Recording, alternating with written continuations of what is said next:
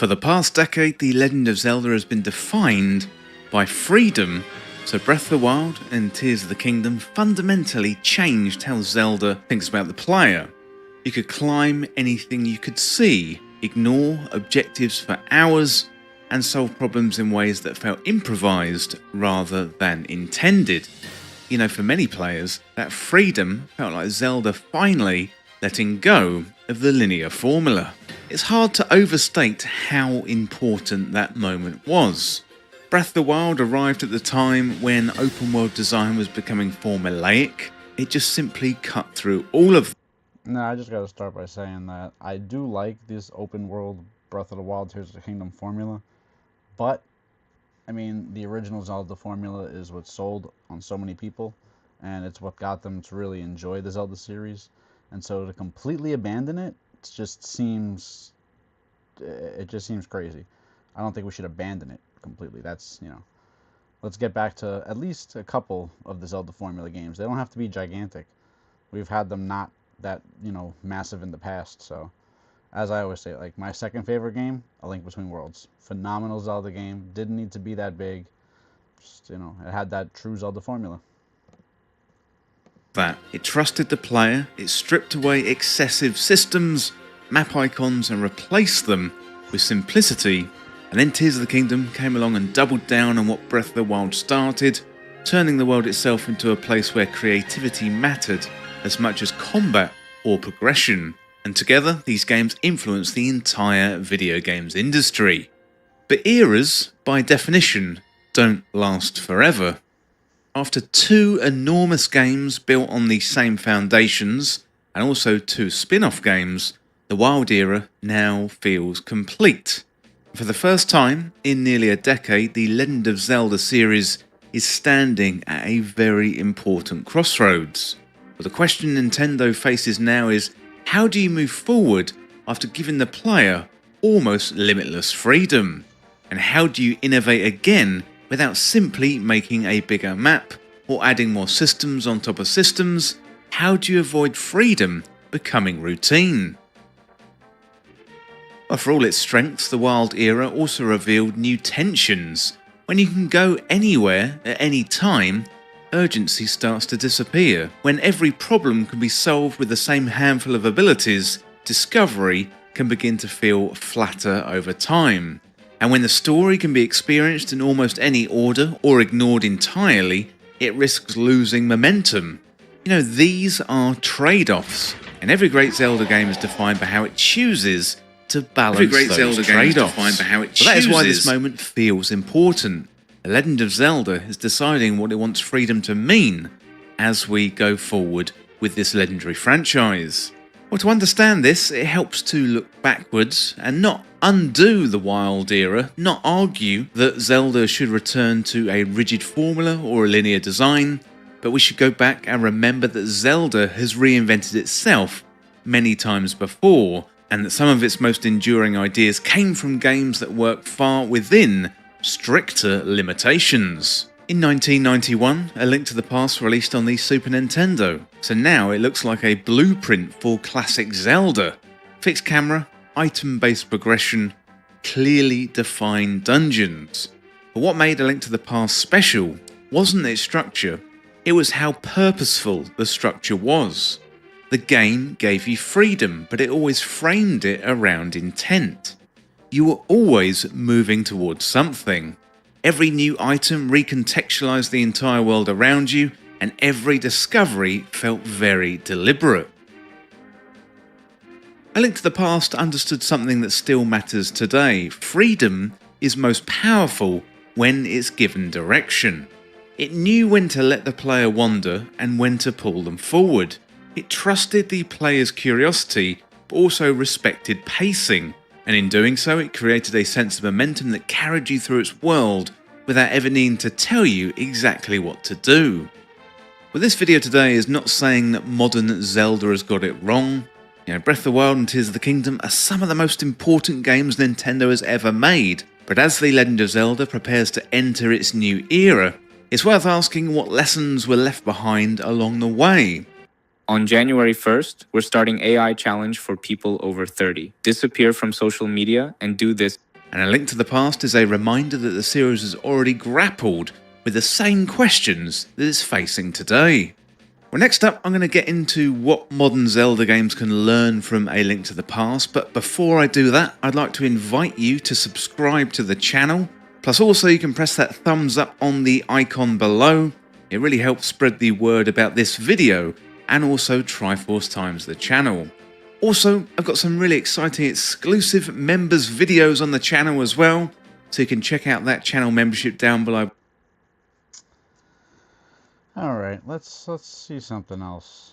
You know, originally I wanted to play Clair Obscur, but I can't find my my Bluetooth controller, so I'm not able to do that right now.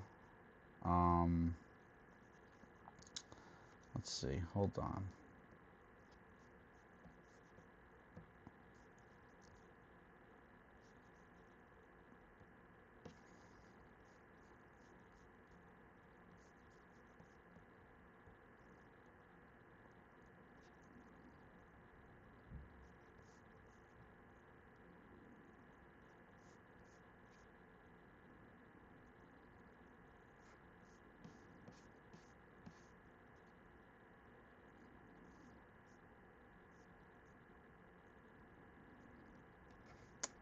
There was something that I caught yesterday that I wanted to watch.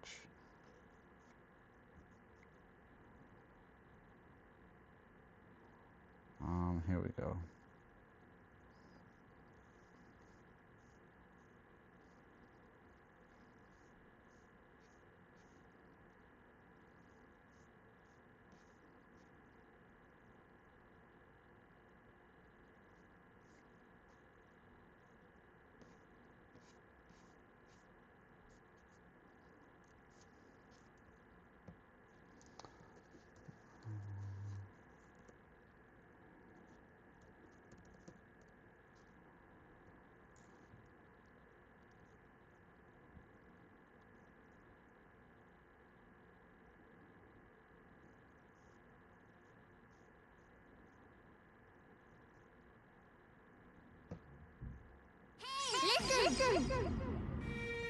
Hello everyone, this is Andres Restart. 2026 is just a few short days away. 2026 is the 40th anniversary for The Legend of Zelda. And there's actually a lot of reasons that continue to come out to suggest that this 40th anniversary year might just be the biggest celebration for The Legend. If you guys don't already know Andres Restart, great channel. I highly suggest if you haven't already, subscribe to him. Great Zelda channel. All the up-to-date information, everything you need to know. Zelda we have ever gotten, which can mean some very significant releases and updates on upcoming projects that will leave the Zelda fanbase totally hyped and excited. And so that's what we're getting into today, why this is going to be such a big deal. Now before going forward, let me simply point out that I have this goal to reach 60,000 subscribers, so if you find yourself enjoying my content, yes, subscribing, liking, commenting, that all would make a huge difference. So I thank you in advance for the support. But let's now talk about why the 40th anniversary is going to be absolutely huge here. I can understand why some people might be a little skeptical actually, because we look at Zelda's 35th anniversary, and what we got was a Game & Watch, which was okay, and technically they also released Skyward Sword HD, which is something. And they also did give us more information on Tears of the Kingdom back then, which was called Breath of the Wild 2, or the sequel to Breath of the Wild. But there was a nice little teaser there. And of course there were some other things, but those are the big standouts. Maybe not the biggest thing ever. It's definitely a lot lesser than what we saw for Mario's 35th anniversary and also Mario's 40th anniversary, as we're seeing now with all these different game releases and such. But it was something. And then we go to Zelda's 30th anniversary, and that one was even lesser. We still had the merchandising, the amiibos, the concerts, that was all there, but there weren't any significant releases. However, what we did see though, was that for that summer, E3 2016, Nintendo did their huge initial blowout for Breath of the Wild, where we saw all that significant Great Plateau gameplay. It was an amazing demonstration of the game, and it was very exciting. So at least what we've seen from both the 35th and 30th anniversary is that these years, Nintendo's at least used them to show off the next big Zelda project, which is certainly something. Imagine being able to build an app with your name on it, just by thinking about it. Meet Base 44. Base 44. But then we look at the 25th anniversary. At 25th anniversary, it was huge. There were concerts, merchandising, just like the other big anniversary years. But the biggest things were actual significant game releases. We saw Skyward Sword come out for the Nintendo Wii, an original Zelda game coming out, and it was even branded as the 25th anniversary game. And then also earlier in that year, we saw the release for Ocarina of Time 3D. The 25th anniversary was pretty good. I mean, we got a lot of stuff that year too. I don't know if it was the 25th or the 30th, but the 3DS, I got the black 3DS. I think that's the 25th anniversary. That was a solid year. We got Ocarina of Time 3D and Majora's Mask 3D that year, so pretty good year. For the Nintendo 3DS. Two huge Zelda releases. Zelda fans were eating really well for the 25th anniversary. And so you might look at how Nintendo pushes Zelda every 5 years and say, yeah, the 25th anniversary was huge. That was probably the best celebration yet. But you look at more recent anniversary celebrations and it's certainly lesser. Why should we think that the 40th anniversary is going to compare to the 25th or perhaps even be bigger and better? Well, there's several reasons. One, the Switch 2 has just come out. And we look at the history of things here. Early on, for every single generation, Nintendo makes sure to not only have some kind of Zelda release, but to also show off a big Zelda project. Sometimes it's one and the same, sometimes it's not, but Nintendo makes sure to do at least something along those lines to start every generation. We have not gone that yet for the Switch 2. No Breath of the Wild and Tears of the Kingdom Switch 2 editions do. I'm actually having second thoughts about when the Ocarina of Time remake will come out. I don't know if you guys follow Nash Weedle. He was on that podcast. I forgot the name real quick, but he basically said that don't expect the Ocarina of Time remake to be 2026, or even, he said, don't expect it to be 2027. That to me is that's a bit much to say. Not expected. It's been being worked on for over a year at least, or a few years at least. We don't know. It's all speculation. But to work on something for that long and to still not have it out for that many more years, I mean, from what I'm hearing, it's supposed to be that big of a task for them to try and accomplish. But still, I feel like that's kind of disappointing, hearing Nash say that it's not going to come out in 2026 or 2027. So that's definitely disappointing. But I'm hoping that, you know, they end up maybe surprising us at the end of 2026. Who knows? Do not count. Those are minor enhancements for games that have been around for years.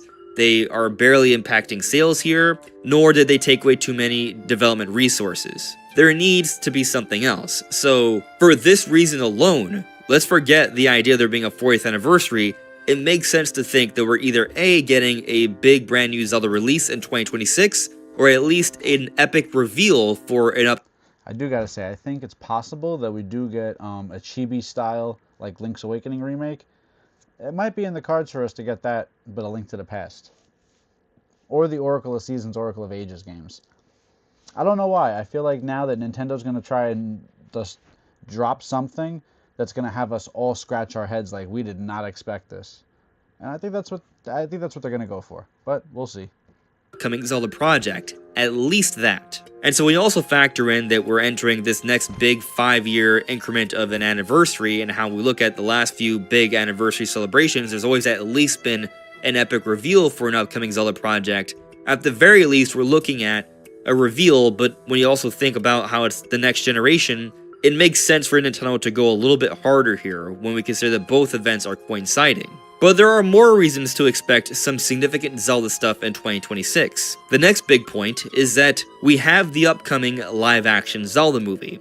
Now, this is coming out in the first half of 2027, which is after 2026. However, they are going to have to start to market the Zelda movie, likely towards the end of 2026. So that alone is going to be some Zelda goodness for the 40th anniversary. But it goes beyond that here. It's not just about directly advertising the movie, but also advertising the overall Zelda brand. We see Nintendo do this across their different IP, where they put out different releases and advertisements for the overall series and lead up to an even bigger event. They did it for Donkey Kong. We had Donkey Kong Country Returns HD, we had the Donkey Kong expansion to Super Nintendo World, and it all led up to the release for Donkey Kong Bonanza. They did it for Pikmin 4. They had the Pikmin Blue mobile game, they had Pikmin in the Nintendo parks, they had Pikmin 3 Deluxe, they had Pikmin 1 and 2, all leading up to Pikmin 4. What if you could clean your retainer at the touch of a button? No more brushing or tablets. Over 4 years ago, our team... You look at Mario, we've seen all the Mario Lego lines, we've seen the opening to the Nintendo Universal Park, we've seen various Mario releases in lead up to the Mario movie, and then even afterwards with Mario Wonder, and now we're seeing something very similar this time around as well. So many different Mario games or Mario Universe games are coming out. Even this time for the Mario Galaxy movie, Nintendo literally put out Mario Galaxy 1 and 2 for Switch 1 and Switch 2. And they also have Yoshi and the Mysterious Book coming out early next year, which will likely also fuel a lot of the excitement for Yoshi in the Mario Galaxy movie. And it's well documented that with the first Mario movie, Mario game sales overall increased significantly. And so Nintendo has seen how all this cross-promotion greatly benefits I was excited for this everything. And so Mysterious there's even more Book? reason That to looks pretty think cool. with the upcoming Zelda movie that they're going to go even bigger for the 40th anniversary. So we have several reasons just from that right there to think that Nintendo's going to go harder than usual for Zelda's 40th. But we actually have even more signs beyond that. Firstly, we've already started to see some literal announcements for the 40th anniversary. Yep, Nintendo's the Lego. already announced The this Lego's gonna be collaboration very with cool. Lego to put out an And I Ocarina put out of my theory Time Lego set about having to do with the possible- final battle between It would be Link very cool. and A Lego Ganondorf. Zelda game. That is a huge I Lego think we reveal. could see that maybe. And it's Again, I very don't know much in when, line but with what I think Nintendo that could did happen for eventually. Mario in lead up to the Mario movie. And so at the very least, we know that we're going to be getting Zelda movie news, and we're going to see this epic Zelda Lego set. But we're not even in 2026 yet, and we know this much already. But what's fascinating is that within the past week, we've actually gotten multiple interviews to excite the Zelda fan base and perhaps to tease even more. So as we talked about a few days ago, Monolith Soft put out a new interview on their site. This is a Nintendo developer. They are responsible for the Xenoblade games and also support work for a lot of big Nintendo projects, including the Zelda series. And there they talked about how Monolith Soft has increasingly improved their relationship with the Zelda team. Monolith Soft does support work for Zelda. They worked on Skyward Sword, Breath of the Wild, and Tears of the Kingdom. And the overall implication by the interview is that Monolith Soft continues to improve the relationship with the Zelda team, and they're going to be taking on more and more of a significant role with developing mainline Zelda.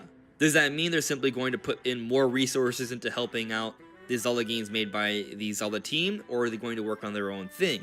It could be a little bit of both. Possibly Monolith Soft could be responsible for developing some kind of remake. Monolith Soft has shown to be pretty good at that when we take a look at Xenoblade Chronicles Definitive Edition, but we also know about their own project that they've been hiring for many years. We've seen their own recruitment pages for that. We also have seen LinkedIn profile listings showing that they have been working on an action game, and based off the recruitment pages, we also know it to be based off a fantasy medieval setting. And then, yes, there are rumors and leaks suggesting that this is in the works. We don't know what it is. It might not even be Zelda related, but if it's at least fantasy medieval, it could at least be something that I've never played any of those games, Xenoverse Chronicles, but I mean, Xenoblade, they look pretty cool though.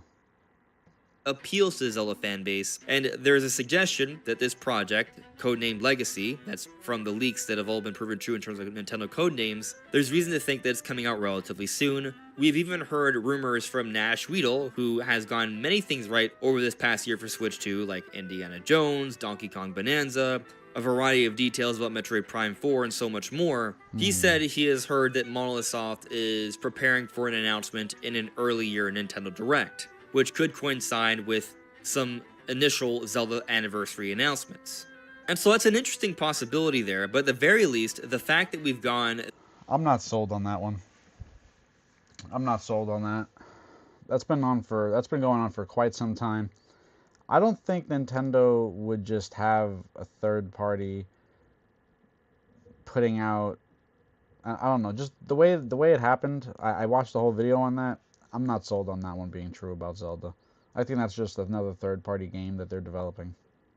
This interview to end the year talking about Zelda development is contributing to this Zelda anniversary conversation.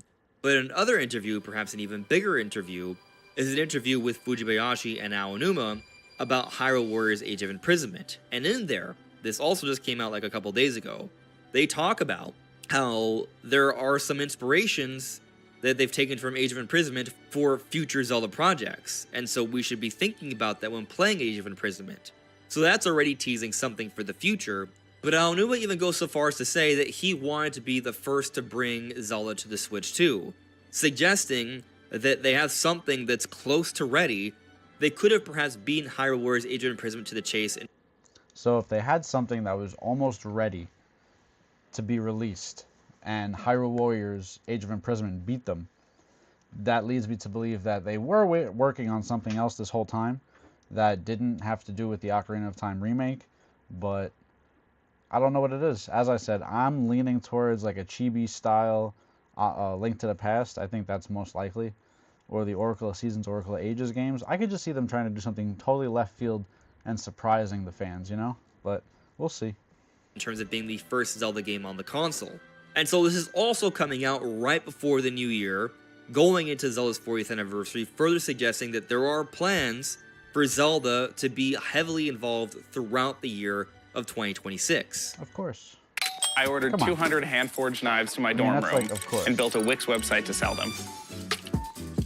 40th anniversary. Now, if you've been watching my different videos in the past, you probably already know that I think Nintendo is working on an Ocarina of Time remake. I feel like there's been multiple interviews where Aonuma has teased it. I think it makes a lot of sense to remake some kind of Zelda game in an ambitious fashion, by the way, not like just an HD upscale of Ocarina of Time 3D, but an ambitious reworking to show off the visuals of the Switch 2, get Zelda fans invested early on, and also have some sort of significant anniversary game or something coming out around the movie. So if not in the anniversary year, a little bit afterwards, but this is something they could potentially show off at least in 2026. But it wouldn't even be totally surprised if we see something beyond this.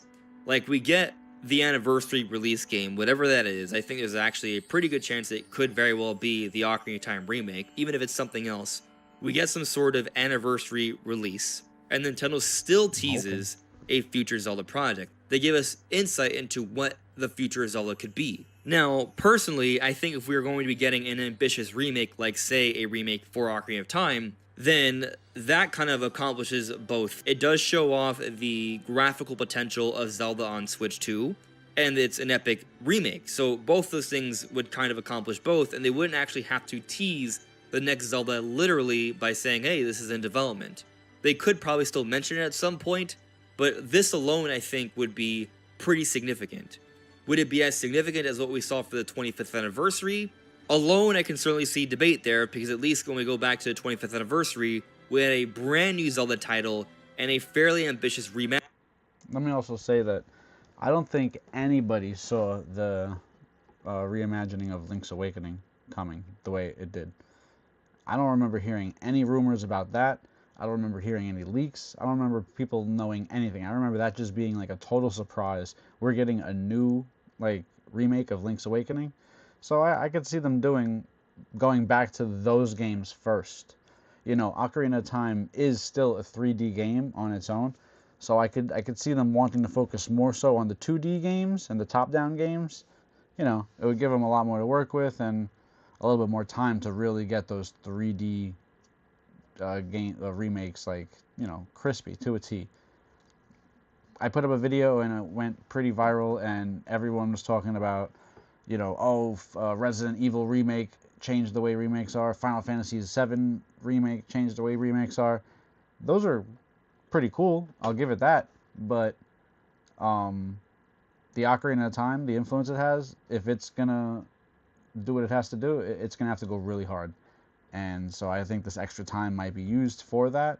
Like, if they go that route and try to do a complete haul from the top down, I mean, we got something really good coming. It's just, who knows how long.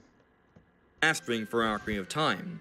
Now, I do think this Ocarina of Time remake would be a very big deal, a much bigger deal than what Ocarina of Time 3D was for 3DS back then.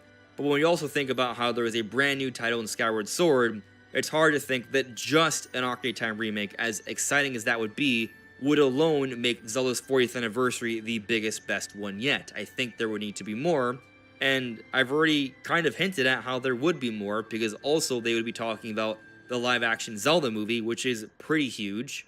But also, I expect to see announcements for the Zelda Park. I believe the next expansion to Super Nintendo World is The Legend of Zelda. When I was there a couple months ago, it was pretty apparent to me that the next expansion is going to be for Legend of Zelda. They have plenty of space to expand the park, not to mention that they've already kind of pre-set things up, because you do see in one of the main shops what they have in all these different stained glass windows is Mario, Donkey Kong, and Zelda.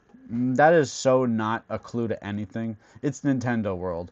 The Legend of Zelda is one of their biggest IPs. It would make sense that they have a little bit of Zelda, a little bit of Mario, Yoshi, Donkey Kong. Like, that's just their characters. Having the stained glass window in the shop, that never meant anything to me. I didn't see what they got in that. And we also think about how the Zelda movie is coming out. We have the Zelda Lego sets. It's very much how they handle things. With that said, though, there is a lot of... They're going to make a Zelda part in the Nintendo World at Universal Studios. That's like 99% happening. We had those pictures where Miyamoto was at the park with the contractors. So, I mean, I think that's happening. For Mario, they have the Mario stuff for the park, Legos, the movies. It's all connected.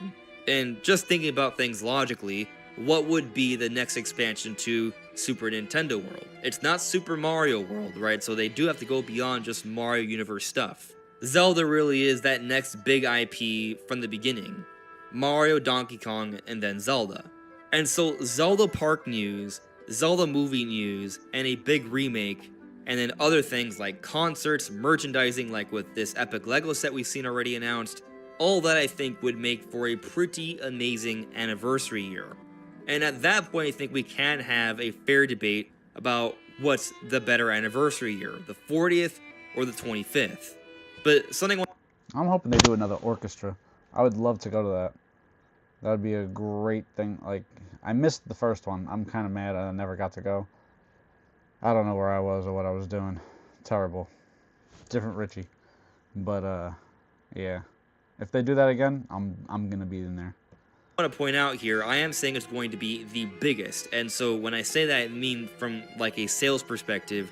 Right now, the brand of Nintendo is way stronger than it was 15 years ago, and so the overall amount of attention and sales and conversation about Zelda is going to be so much greater for the 40th anniversary than it was for the 25th. I fully expect that this epic remake will probably outsell the combined sales for Ocarina of Time 3D and Skyward Sword.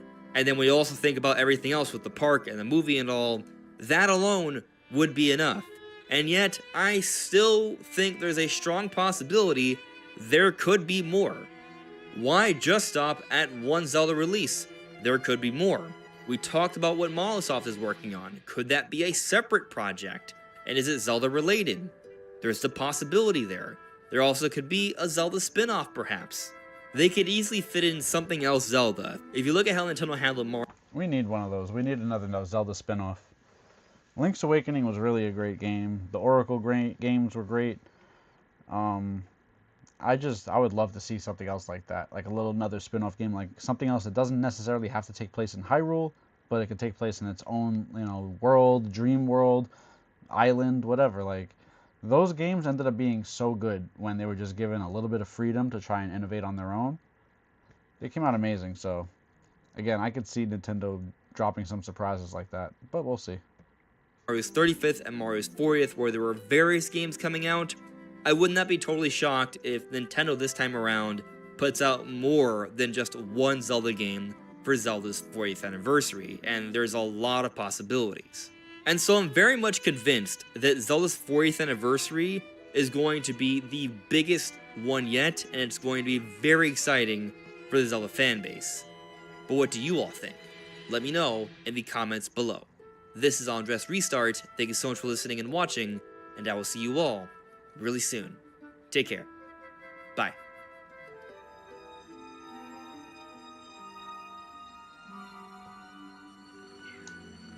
Yeah, so I don't know. I think we got a lot to look forward to with the 40th anniversary.